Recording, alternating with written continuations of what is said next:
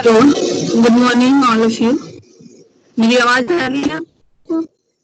Yes ma'am. Hello. अच्छा, yes ma'am आ रही है। स्क्रीन शेयरिंग हो रही है? Yes ma'am. जी मैम। नहीं हो रही स्क्रीन शेयरिंग? हो रही है मिस, हो रही है।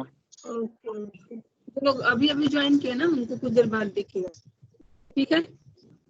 अच्छा, जहाँ कल एक बात हो रही थी सिलेबस की रिपीटेशन के पर, जो आप लोग का था कि सिलेबस कंप्लीट नहीं हो पाएगा क्योंकि सिलेबस रिपीट हो रहा है शुरू से। तो मैंने शायद कल तो इस चीज़ को मैंने नहीं शायद बता पाई। इससे पहले जब आपने इस चीज़ के लिए ये किया था तो मैं आपको बोली थी कि सिलेबस रिपीट नहीं हो रहा है। जो आपके एग्जामिनेशन पॉइंट ऑफ व्यू से जो इम्पोर्टेंट क्वेश्चंस हैं उनको फिर से पढ़ा दिया जा रहा है और इस तरह से आगे हम लोग बढ़ते जाएंगे और इस तरह से कवर कर पाएंगे। जहाँ से आप लोग नहीं पढ़े हैं वहाँ भी हम लोग पढ़ पाएंगे और पढ़ाएंगे। ओके, तो इसलिए रिपीटेशन नहीं है, ये केवल जो इम्पोर्टेंट क्वेश्चंस है जो एग्जामिनेशन में आ सकते हैं उसको फिर से एक बार रिवाइज कराया जा रहा है। और फिर हम लोग जब सेकेंड या थर्ड यूनिट में पहुंचेंगे तो वहाँ से हम लोग फ्रेश स्टार्ट करेंगे। इसलिए हम लोग ये पढ़ रहे हैं, ठीक है? जो भी अप्रोचेज हैं इंग्लिश टीचिंग के, English language teaching as a second language, तो वो सारे अप्रोचेज आपके एग्जामिनेशन के लिए इम्पोर्टेंट है। इसको सारा पढ़ा देना ही बेहतर होगा। तो आज चलिए आज पढ़ते हैं cognitive approach of learn teaching English. इसको कॉग्निटिव कोड लर्निंग करते हैं, ठीक है? हिंदी में उसको बोलते हैं संज्ञानात्मक अप्रोच, ठीक है? जहाँ भी आप लोगों ने साइकोलॉजी में लर्निंग थ्योरी पढ़ी होगी तो उसमें आपने पढ़ा होगा कि कॉग्निटिव लर्निंग थ्योरी होता है, ठीक है? कॉग्निटिव मतलब कि जो चीज आपके मतलब जो भी आपके दिमाग है, मस्तिष्क है, जो ब्रेन में है, जितनी भी एक्टिविटी चलती है कॉन्शियसनेस के साथ चेतना पूर्वक, जैसे कि थिंकिंग, रीजनिंग, अंडरस्टैंडिंग, रिमेम्बरिंग, ये सारी चीजें आपकी कॉग्निटिव क्षेत्र में आती है, ठीक है? आपने पढ़ा था कि जो सेकेंड लैंग्वेज है स्क्रीन पे नहीं दिखाई दे रहा है। सभी को नहीं दिखाई दे रहा है? नहीं मैम, अभी ठीक है। अब आ गया मैम।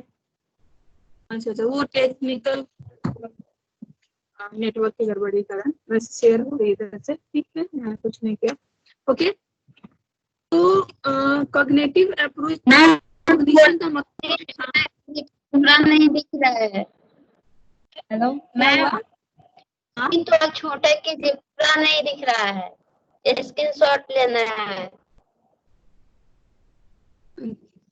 अच्छा, ओके, अब दिख रहा है? अब दिख रहा है आपको? दिख रहा है लेकिन थोड़ा और छोटा कर दीजिएगा तो पूरा दिखेगा। जी ठीक है। आप ओके, ठीक है। मुझे लगा कि आप लोग ज्यादा विजिबल होगा यदि मैं जरा बड़ा कर देती, ठीक है? कॉग्निटिव अप्रोच में तो क्या है कि इसमें जितने भी कॉन्सेप्ट, तो आपने जब पढ़ा था लैंग्वेज L1 और L2 में अंतर, जो आपका फर्स्ट क्लास था इससे रिलेटेड था, उसमें आपने पढ़ा होगा कि लैंग्वेज लर्निंग की जो फर्स्ट लैंग्वेज, जो मदर टंग हम लोग सीखते हैं, वो क्या होता है, हमारा अनकॉन्शियस, चेतनापूर्वक नहीं होता है, वो ऐसे ही हैबिचुअल हम लोग चूंकि जो बहुत चीज ऑब्जर्व करते बच्चे सीख जाते हैं। लेकिन जो सेकेंड लैंग्वेज होता है जो कि हमारा मदर टंग नहीं है, वो हम बहुत ही कॉन्शियसनेस के साथ चेतना पूर्वक सीखते हैं और डेलिबरेटली सीख रहे होते हैं। हम जानते हैं कि हम लैंग्वेज हमको लर्न करना है, सीखना है, तो आपका स्कूल वगैरह में या जहाँ भी आप उसको लर्न करने के लिए बहुत ज्यादा कॉन्शियस होते हैं। तो जितनी भी कॉन्शियसनेस की एक्टिविटी है वो आपकी हैबिचुअल हो ही नहीं सकती, ठीक है? जैसा कि बाकी लैंग्वेज में आपने पढ़ा होगा कि हैबिट फॉर्मेशन करना है, प्रिंसिपल ऑफ हैबिट फॉर्मेशन, या फिर जो हम बहुत ज्यादा प्रैक्टिस से, ड्रिलिंग से लैंग्वेज सीख सकते हैं। लेकिन जब भी हम ड्रिलिंग की बात करते हैं तो इसमें क्या होता है, आपकी मेंटल एक्टिविटीज, आपकी कॉग्निशन इन्वॉल्व नहीं होती। लेकिन जो हमारा जितनी भी चूंकि सेकेंड लैंग्वेज लर्निंग जो था वो हाईली कॉन्शियस एक्टिविटी है, तो इसमें इसको हम हैबिचुअल या बिहेवियरल नहीं कर सकते। और उस टाइम पे जो बिहेवियरल अप्रोच था, व्यवहारवादी जो अप्रोच था लैंग्वेज सीखने का, जिसके अनुसार क्या था, जैसे ऑडियो लिंगुअल भी आता है कि हम बहुत सुनने पर ज्यादा ध्यान देंगे और सुनने के बाद उसको बोलने पर ज्यादा ध्यान देंगे। तो मतलब हमारी जितने भी लैंग्वेज लर्निंग प्रक्रिया होगी वो क्या होगी, एक्सट्रिंसिक मोटिवेशन के द्वारा होगा। मतलब स्टिमुलेशन जो बाहर से आ रहा है उसके द्वारा हम सीखते हैं। लेकिन जो कॉग्निटिव अप्रोच है, इसमें कहा गया कि लैंग्वेज सेकेंड लैंग्वेज यदि हम सीख रहे हैं तो वो हमारी एक कॉन्शियस प्रक्रिया है, चेतना पूर्वक होने वाली प्रक्रिया है, और इससे हम केवल बाहर से जो स्टिमुलस मिल रहा है उससे नहीं सीख सकते। इसके लिए हमारी जो आंतरिक संरचना, जो मेंटल स्ट्रक्चर है, वो ज्यादा जिम्मेवार है, क्योंकि हम उसमें चीजें क्या होता है ऑब्जर्व करते हैं, उसका विश्लेषण करते हैं, फिर उसके बाद उसको समझने की कोशिश करते हैं। ठीक है, just like a computer, computer में आप कोई चीज आप इनपुट देते हैं तो क्या होता है, उसकी प्रोसेसिंग होती है, फिर प्रोसेसिंग का मतलब क्या, उस चीज को अंडरस्टैंड करने की कोशिश करता है कंप्यूटर, और फिर उसका आउटपुट या रिजल्ट देता है। तो हमारी जो लैंग्वेज लर्निंग की जो एक्विजिशन की प्रक्रिया है फॉर सेकेंड लैंग्वेज, तो ऐसी ही होती है। ठीक है, तो कॉग्निटिव लर्निंग थ्योरी जब हम लोग इंग्लिश के लिए बात करेंगे, सेकेंड लैंग्वेज के लिए बात करेंगे, तो ये हमारी दो थ्योरी का मिक्सचर है, फर्मेंटेड रूप है। मतलब कि दो थ्योरी एक साथ मिलकर जो हमारा लैंग्वेज लर्निंग का थ्योरी दिया, वो है कॉग्निटिव अप्रोच। इसमें क्या है, कॉग्निटिव लिंग्विस्टिक थ्योरी आता है और कॉग्निटिव साइकोलॉजी थ्योरी आता है। ठीक है, आप लोग में से हो सकता है नोम चॉम्स्की को पढ़ना है, आप लोग पढ़े ही होंगे। ठीक है, क्योंकि उनका जो लैंग्वेज लर्निंग का, सेकेंड लैंग्वेज लर्निंग का जो एक्विजिशन है सेकेंड लैंग्वेज का, के बारे में उनका कॉन्सेप्ट का बहुत बड़ा योगदान है। तो चलिए हम लोग थोड़ा सा डिस्ट्रैक्ट होते हैं और बात करते हैं नोम चॉम्स्की का, जो आपका सेकेंड लैंग्वेज लर्निंग के बारे में उनका क्या विचार था। ठीक है, तो जैसे कि आप लोग ध्यान देते होंगे कि जो लैंग्वेज लर्निंग की प्रक्रिया है वो केवल हाईली जो स्पेसिफिक है ह्यूमन बींग्स के लिए, क्योंकि जो आदमी है वो ही केवल बोल सकता है। बाकी जानवर भी सारे साउंड ऑब्जर्व करते रहते हैं, सारी चीजें सुनते रहते हैं, लेकिन वो अनएबल होते हैं, वो बोल नहीं पाते हैं, अपने जो कोडिंग होती है उसको ऑब्जर्व नहीं कर पाते, उसको विश्लेषित नहीं कर पाते, जस्ट लाइक ह्यूमन बीइंग। तो यदि ऐसा है तो कुछ ना कुछ मेंटल स्ट्रक्चर रिस्पॉन्सिबल होगा लैंग्वेज लर्न करने के लिए, जो कि जानवरों में, जो और किसी एनिमल्स में और किसी प्राणी में नहीं है।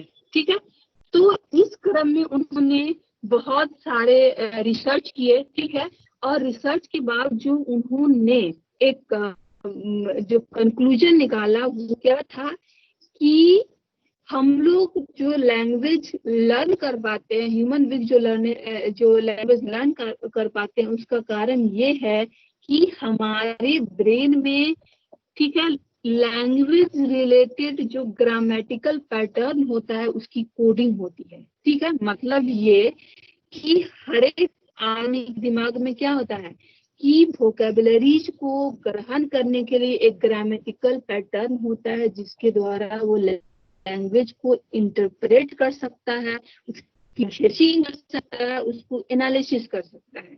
ठीक है, और उन्होंने ये बताया कि जितने भी लैंग्वेजेज हैं, ठीक है, वो कहीं ना कहीं एक जैसे हैं, क्योंकि सारे लैंग्वेजेज जो होते हैं वो आप देखिए नाउन होगा, प्रोनाउन होगा, वर्ब होगा, एडवर्ब होगा, एडजेक्टिव होगा। यदि आपने हिंदी, इंग्लिश, संस्कृत 3 लैंग्वेज तो आप लोग एटलीस्ट पढ़े होंगे, तो आपने देखा होगा कि तीनों में ये चीजें हैं।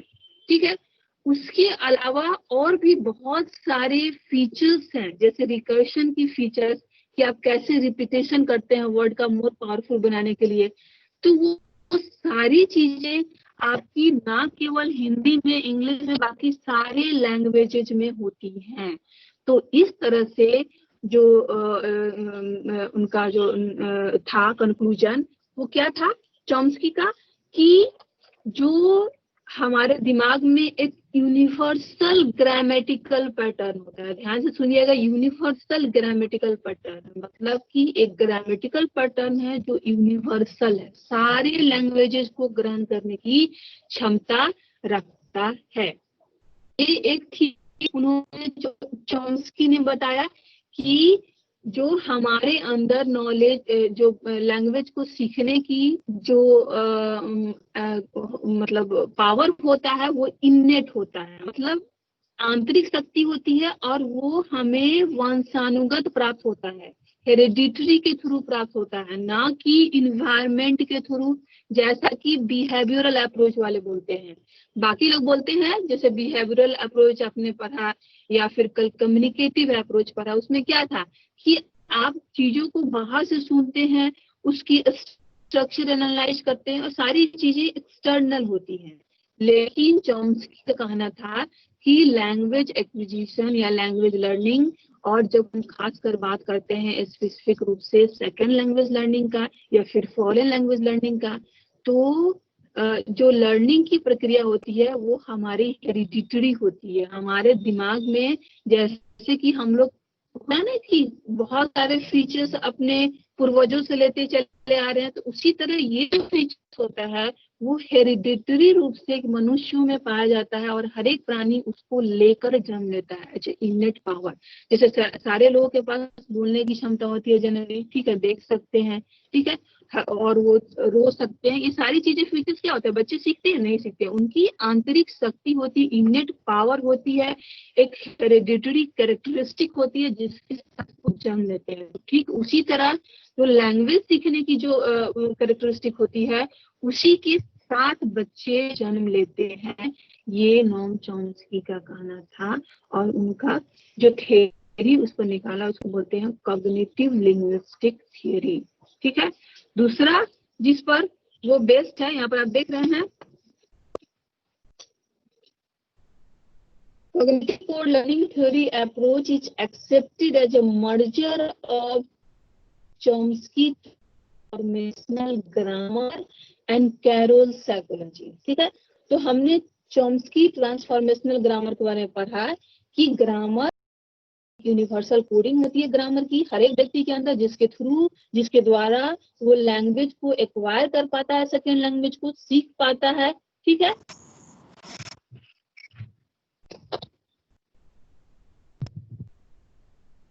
तो ये सारी चीजें अभी जो आप स्क्रीन पर देख रहे होंगे इसके बारे में मैं बता चुकी हूँ उसको। उन्होंने 1957 में एक बुक लिखी थी सिंटैक्टिक स्ट्रक्चर, जो कि बहुत ज्यादा अगेंस्ट था behavioural approach of English teaching या behavioural approach of second language के। ठीक है, और फिर जो कंसेप्ट आपने मेरे को बताया कि जो लैंग्वेज सीखने की जो कैरेक्टरिस्टिक होती है वो बाय बर्थ वो उनके पास होती है और जन्म से ही उसके साथ वो उसको लेकर जन्म लेते हैं, इसी कारण वो लैंग्वेज को लर्न कर पाते हैं, लैंग्वेज को एक्वायर कर पाते हैं। और ये चीजें बाकी एनिमल्स में नहीं होती, इसलिए वो लैंग्वेज को नहीं, वो उनकी भाषा नहीं होती, वो कोई भाषा नहीं बोल सकते। ठीक है, Chomsky and स्क्रीन पे आपको दिख रहा होगा, Chomsky and others have argued that because almost all languages share these characteristics, जिस characteristics के बारे में मैंने बात की है, ठीक है, कि सारे लैंग्वेजेस में noun, pronoun, verb, adverb, adjective होते हैं, सारे में जो क्रिया का रूप चलता है वो भी चलता है। ठीक है, और सारी लैंग्वेजेस में बहुत सारे फीचर्स सेम होते हैं डिस्पाइट अदर वेरिएशन, कुछ विभिन्नताएं भी होती हैं लेकिन बहुत सारे फीचर्स सेम होते हैं। We may be born program with a universal grammar, और हम लोग जो है हो सकता है कि हम लोग यूनिवर्सल ग्रामर के साथ जन्म लिए हैं जो कि कोडिंग करता है हमारे लैंग्वेज की, जो बाहर से सीख रहे होते हैं और जो हम लोग सुन रहे होते हैं। ठीक है,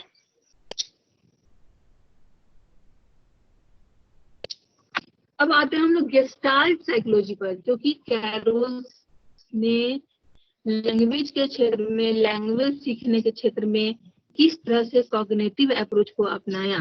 तो जब भी हम थियरी की बात करते हैं, मे भी आप लोगों ने पढ़ा होगा, तो ये क्या है, आपका होलनेस में विश्वास करता है। जैसे सपोज एक एग्जाम्पल कि इजी सा एग्जाम्पल ताकि आप लोग समझ पाए। जैसे सपोज आपके फिगर को, फीचर्स को, यदि सपोज फेस के फीचर्स को, नोज को, आईज को और सारी चीजों को आप अलग अलग रख दिया जाए, तो आप इंटरप्रेट नहीं कर पाएंगे बहुत सारी चीजें देखकर कि ये नोज का फीचर्स है, ये लिप्स का है, ये सारी चीजें। लेकिन सारी चीजों को यदि असेंबल कर दिया जाए, उनको इंटर रिलेटेड कर दिया जाए, तो आप उन सारी चीज, आप उसमें कॉम्बिनेशन बैठा सकते हैं, रिलेशन बैठा सकते हैं और चीजों को ज्यादा अच्छे से पहचान सकते हैं।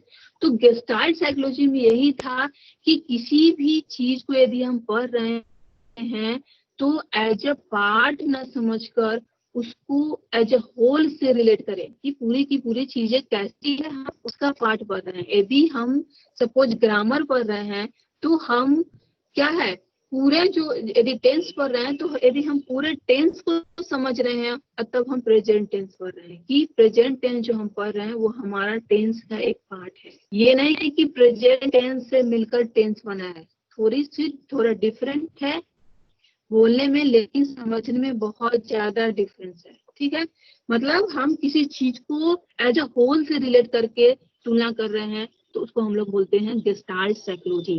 तो इस तरह से आप देख रहे हैं कि जो आपकी cognitive teaching theory of English है उसमें मर्जर हुआ है आपके दो थियरीज का।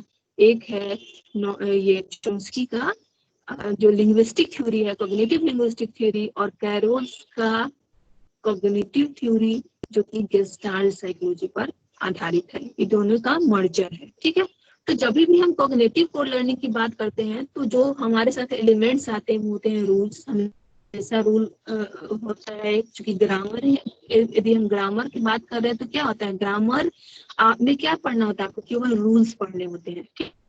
ठीक है, और उस रूल्स आप कैसे यूज करते हैं सेंटेंस अरेंजमेंट में और बहुत सारी जो आपके एक्सप्रेशंस होते हैं उसमें। फिर creativity, competence, mental and social factors. तो आपकी लैंग्वेज लर्निंग जो हुई वो आपके रूल्स पर, आपकी क्रिएटिविटी पे, मतलब हर एक व्यक्ति की एक क्रिएटिविटी होती है जो लैंग्वेज को इंटरप्रेट कर पाता है, उसको एनालाइज कर पाता है, और कॉम्पिटेंसीज होती है लैंग्वेज रिलेटेड, और साथ साथ उसका मेंटल और सोशल फैक्टर से सारी चीजें cognitive approach of teaching English में शामिल है। ठीक है, learning a language is a process of acquiring conscious control of the phonological, grammatical and lexical patterns of the second language, largely through a study and analysis of these patterns as a body of knowledge। हम लोग क्या करते हैं, यदि second language को सीखना है तो क्या है, एक कॉन्शियस चेतना पूर्वक नियंत्रण हम लोग रखते हैं फोनोलॉजी पे, मतलब साउंड के की जो मतलब यदि कोई वर्ड्स है तो उसमें कौन कौन से साउंड्स है, कौन कौन से लेटर्स है, उसका इंटरप्रिटेशन फोनोलॉजी कहलाता है। तो फोनोलॉजिकल स्ट्रक्चर पे, ग्रामेटिकल स्ट्रक्चर पे और उस लेक्सिकल पैटर्न्स पे हम लोग कंट्रोल रखते हैं कॉन्शियस रूप से। और ये कंट्रोल करने के लिए हम लोग क्या करते हैं, कॉग्निटिव एक्टिविटी करते हैं, जो कि एनालिसिस और इंटरप्रिटेशन होता है, जो हमारे माइंड में होता है, जो हमारे कॉग्निशन से रिलेटेड है। ठीक है, study second language as an alternative to the audio lingual method prevalent at the time of 1960s। Audio lingual method क्या है, एक टाइप का बिहेवियरिस्टिक अप्रोच है।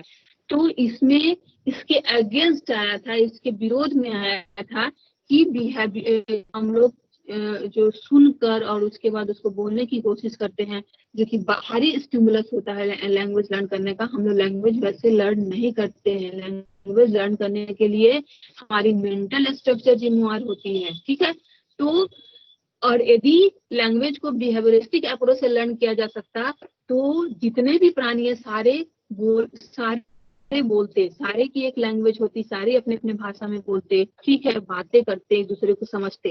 लेकिन ऐसा नहीं है। क्यों? क्योंकि जो आदमी है वो मेंटली ज्यादा डेवलप्ड है और उसकी जो लिंग्विस्टिक डेवलपमेंट हुई है वो कॉग्निटिव डेवलपमेंट हुआ है वो ज्यादा एडवांस्ड है किसके तुलना में, बाकी सारे एनिमल्स के तुलना में। तो इस आधार पर उन्होंने बिहेवियरिस्टिक अप्रोच को गलत बताया। ठीक है, cognitive code learning approach of L1 and L2 studies have briefly replaced behavioristic approach of language learning in the late 1960s। उसमें बहुत ज्यादा emphasize किया जाता था behavioristic approach से इंग्लिश को टीच करने का, तो उसको उन्होंने ये जो थ्योरी आया उससे पूरा का पूरा रिप्लेसमेंट मिला। ठीक है, वो behavioristic approach को छोड़ दिया गया। ठीक है, अब आप पढ़ते हैं principle of cognitive code learning theory. इसके कौन कौन से सिद्धांत हैं? तो आपने यदि सिद्धांत को दो भागों में पढ़ा, एक क्या था लिंग्विस्टिक साइकोलॉजी और एक था आपका कॉग्निटिव थ्योरी। ठीक है, तो ये दोनों पर बेस्ड है, लेकिन अब इसको हम लोग थोड़ा सा एनालाइज करने की कोशिश करते हैं कि क्या क्या हो सकता है। तो फर्स्ट है learning occurs through cognitive memory structure which perceive process store for short और long term recall and retrieve information located in the brain. ठीक है, learning occurs through internal processing of information.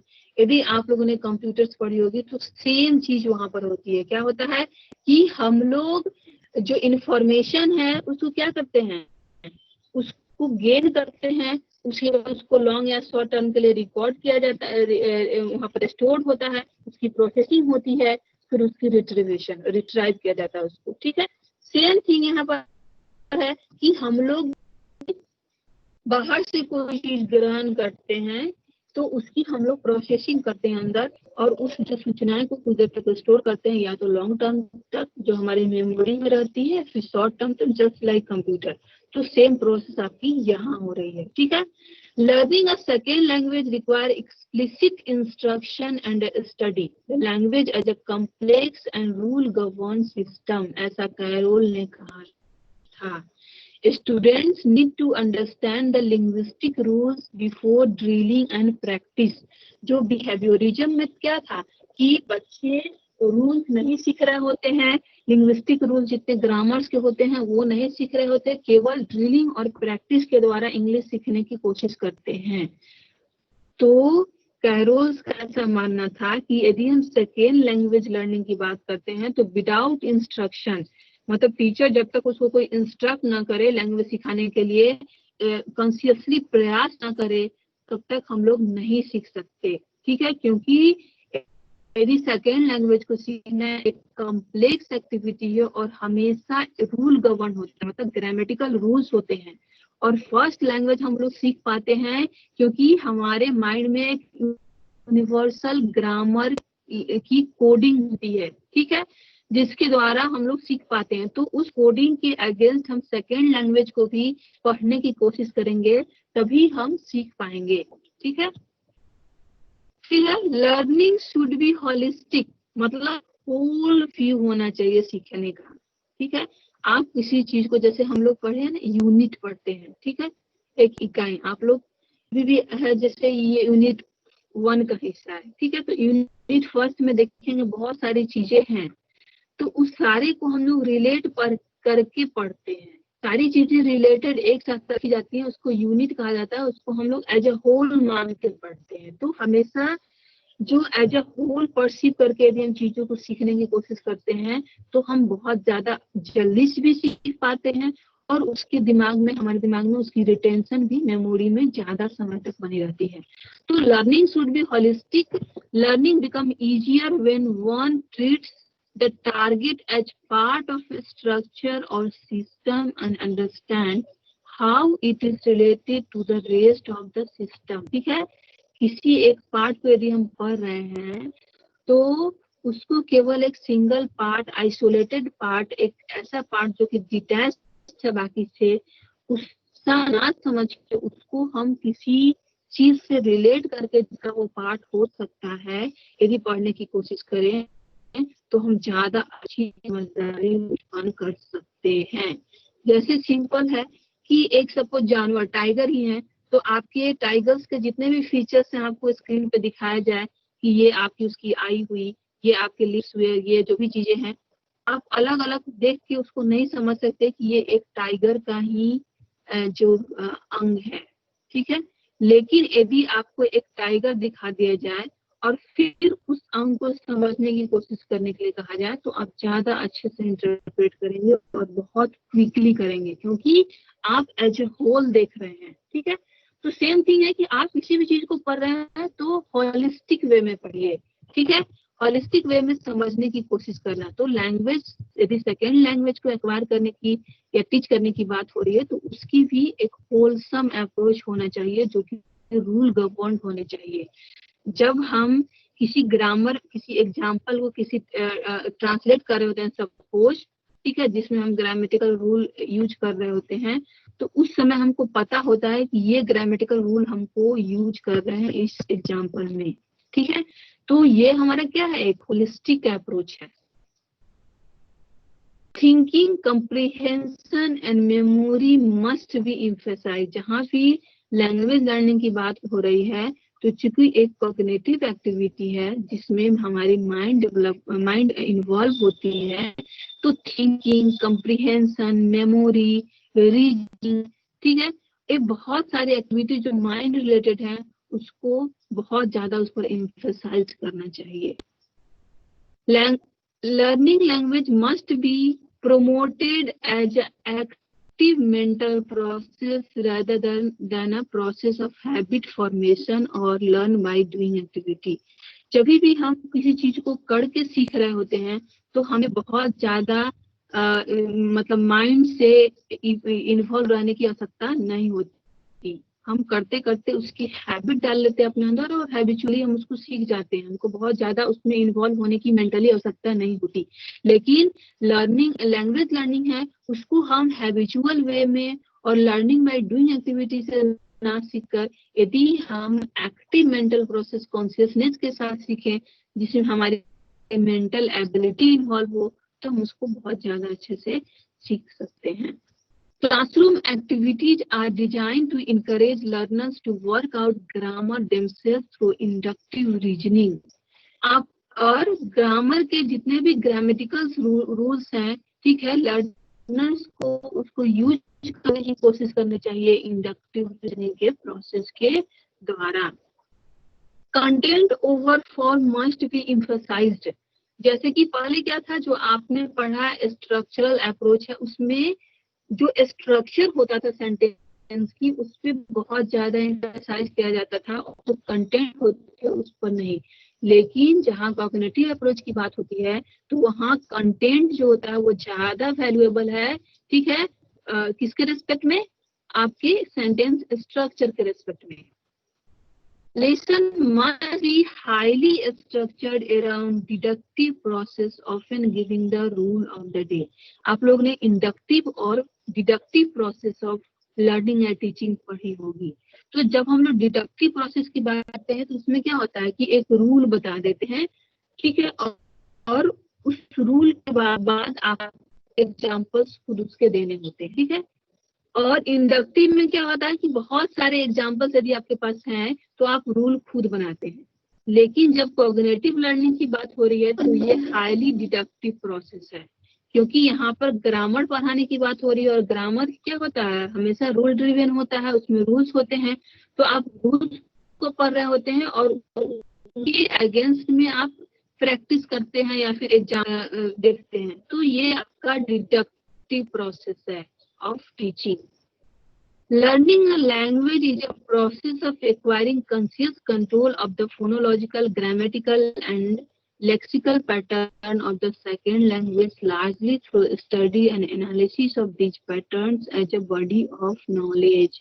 मतलब किसी ज्ञान को, किसी body of knowledge को, मतलब जो आप किसी सेंटेंस को आप पढ़ के आप उसके बारे में कॉन्सेप्ट बनाते हैं, उसके बाद उसके जो स्ट्रक्चरल, फोनोलॉजिकल और लेक्सिकल पैटर्न पर कंट्रोल करना है कि पहले फोनोलॉजिकल, लेक्सिकल और जो ग्रामेटिकल पैटर्न पे कंट्रोल करना है। आपको पहले अर्थ निकालना है, क्योंकि क्या है हॉलिस्टिक है, हॉलिस्टिक अप्रोच है। तो पहले आपको जो चीज सेंटेंस दिया हुआ आप उसका एक अर्थ मीनिंग निकालेंगे, उसके बाद उसका उस सेंटेंस का एनालिसिस करके आप उसकी ग्रामेटिकल पैटर्न, उसकी फोनोलॉजिकल पैटर्न, उसकी लेक्सिकल पैटर्न के बारे में आप जानने की कोशिश करेंगे। The conscious study of language rule is central to the learning of a foreign language। क्योंकि ये पहले भी चर्चा हो चुकी है कि फॉरेन लैंग्वेज यदि हम लर्न करेंगे तो हमेशा कॉन्शियस स्टडी होती है, चेतना पूर्वक। और चेतना का मतलब ही हुआ कि आपका माइंड उसमें इन्वॉल्व है, हाईली इन्वॉल्व है, आपकी मेंटल एक्टिविटीज उसमें इन्वॉल्व है, जो कॉन्शियस एक्टिविटीज होती हैं वो। Strength of cognitive learning theory, ठीक है, इसके स्ट्रॉन्ग पॉइंट्स कौन कौन हैं, ठीक है, इसके एडवांटेजेस कौन कौन से हैं। इट रिवाइव द री emergence of grammar in the classroom. हमारा जो स्ट्रक्चरल अप्रोच था या कम्युनिकेटिव अप्रोच था, इसमें ग्रामर पर ध्यान नहीं दिया जाता था, ठीक है, और ग्रामर बिल्कुल ही इग्नोर होने लगा। लेकिन जब कॉग्निटिव अप्रोच जब आया इंग्लिश लर्निंग की, टीचिंग की, तो ये क्या हुआ, ग्रामर पर एम्फसाइज किया जाने लगा, क्योंकि ये कॉग्निटिव एक्टिविटी क्या है, लर्निंग क्या है, रूल ड्रिवन है और ये ग्रामेटिकल रूल पर बेस्ड है, ठीक है। तो इस तरह से ग्रामर अचानक से हमारे स्कूल्स में, हमारे पाठ्यचर्या में, हमारे जो टेक्स्ट बुक उसके आने लगे, ठीक है। It put more emphasis on guided discovery of the rules. This is the rule governed nature of language। मतलब लैंग्वेज जो है वो हमेशा गवर्न होता है, उसके एक ग्रामर होता है, ठीक है, और ग्रामेटिकली वो अरेंज्ड होता है कोई भी लैंग्वेज। तो ये कंसेप्ट हमारा फिर से प्रचलन में आया कॉग्निटिव अप्रोच के बाद। Related the habit formation of behaviorist theory, there is language acquisition rather than habit formation। यहाँ पर सेकेंड लैंग्वेज की बात हो रही है, तो उसको हम लोग हैबिट फॉर्मेशन के तौर पर ना उसको पढ़ के हम लोग लैंग्वेज एक्विजिशन के लिए कॉग्निटिव अप्रोच को अपनाएंगे, ठीक है। तो इस तरह से सेकेंड लैंग्वेज लर्निंग में जो बिहेवियरिस्ट अप्रोच था उसको डिस्कार्ड किया गया कॉग्निटिव अप्रोच के आने के बाद। It stressed on the learning of the rules by meaningful practice and creativity. यहाँ पर लर्निंग ऑफ द रूल्स को पढ़ने हैं ग्रामर के, और उसके अनुसार आपको अर्थ पूर्ण प्रैक्टिस प्रयास करने हैं और अपनी सृजनात्मकता को बढ़ाना है बहुत सारे एक्सरसाइज के द्वारा, प्रैक्टिस के द्वारा। It liberated the teachers from the straitjacket of grammar, translation approach, audiolingual approach and structural situational method। तो ये जितने भी अप्रोचेस थे पहले जो कि बिहेवियरिस्ट थ्योरी पर आधारित था, और उसके अलावा translation, situational, structure, communicative approach, ये बहुत ज्यादा प्रैक्टिस और टाइम कंज्यूमिंग था, तो टीचर्स पर एक एक्स्ट्रा लोड था। तो इस तरह से जब ये कॉग्निटिव थ्योरी आई तो टीचर जो है वो इसके बहुत ज्यादा कॉम्प्लेक्स जो एक्टिविटीज होती थी उससे क्या हुआ, उनको आजादी मिली और वो फ्री होकर ग्रामेटिकल रूल्स पढ़ाने लगे, ताकि बच्चे उस रूल्स पर आधारित खुद ब खुद उस पर क्या करें, प्रैक्टिस करें और सीखें सेकेंड लैंग्वेज को। तो ये आपका हो गया इसके एडवांटेजेस। अब आते हैं इसके डिसएडवांटेजेस पे कि इसके डिसएडवांटेजेस क्या हो सकते हैं। तो जैसा कि आपने देखा कि ये हमेशा क्या कॉन्शियसनेस पे आधारित है, एक कॉन्शियस प्रोसेस है लैंग्वेज सेकेंड लैंग्वेज लर्निंग। तो कहीं ना कहीं यदि कॉन्शियसनेस पे आधारित है तो हमारे अनकॉन्शियस माइंड में भी बहुत सारी एक्टिविटी चलती रहती हैं, तो उन सारे को इग्नोर करना, जैसे हमारी इमोशनल एक्टिविटीज हैं, हमारे इमोशंस हैं, तो ये सारे वेरिएबल्स को इग्नोर किया गया कॉग्निटिव लर्निंग में, ठीक है। दूसरा हो जाएगा कि ये सारा जो मेंटल स्ट्रक्चर होता है, जो मेमोरी होती है, रीजनिंग होती है, थिंकिंग होती है, इसकी कोई एविडेंस है नहीं। ये हमेशा क्या होता है, ये एक एजम्पशन है, एक अवधारणा है, ऐसा हम मानते हैं, लेकिन इसको विजुअल रूप से आप इसको साबित कर सकते हैं नहीं। तो कहीं ना कहीं ये क्या है, ये तथ्य परक नहीं है, फैक्ट बेस्ड नहीं है, ये क्या है कि एक पर आधारित है। ये आप उसको प्रैक्टिकली आप उसको प्रूफ नहीं कर सकते कि एक जो कॉग्निटिव स्ट्रक्चर्स होता है माइंड में, मेंटल स्ट्रक्चर होता है जो कि लैंग्वेज लर्न करने के लिए जिम्मेदार होता है, लाइक बिहेवियरिस्टिक अप्रोच को, क्योंकि जो चीजें विजुअल हैं वही रिस्पॉन्सिबल है लैंग्वेज लर्निंग के लिए, तो उसको हम लोग क्या कर सकते हैं, साबित कर सकते हैं।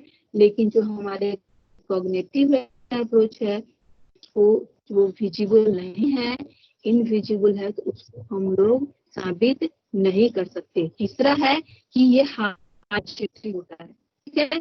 हाईली ऑब्जेक्टिव का मतलब हुआ कि इसमें इंडिविजुअल्स के माइंड सेट पे, इंडिविजुअल के लर्निंग कैपेसिटी पे बिल्कुल ही ध्यान नहीं दिया जाता, और लैंग्वेज लर्निंग को एज ए सब्जेक्ट मैटर बताया गया है। लेकिन जब आपने देखा होगा कि बहुत लोग लैंग्वेज लर्न करने के लिए क्या होते हैं, बहुत जल्दी लैंग्वेज लर्न करते हैं, बहुत लोग धीरे धीरे करते हैं, बहुत लोग बहुत मुश्किल से करते हैं।